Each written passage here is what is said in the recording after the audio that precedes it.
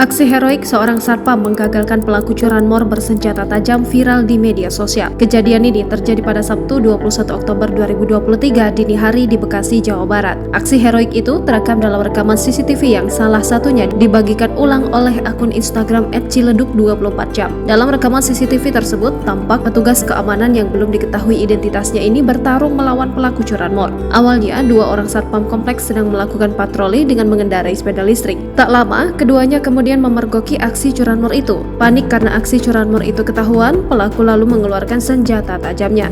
Bukannya kabur, salah satu satpam tersebut malah melawan dan menyerangnya. Akibatnya, pelaku yang merasa terpojok langsung melarikan diri. Sedangkan teman sang satpam hanya melongo menyaksikan keduanya bertarung. Sontak aksi heroik satpam ini langsung menjadi perbincangan warganet. Tak sedikit yang memuji aksi berani satpam tersebut. Namun sayangnya, hingga berita ini diturunkan belum diketahui kelanjutan dari kejadian ini.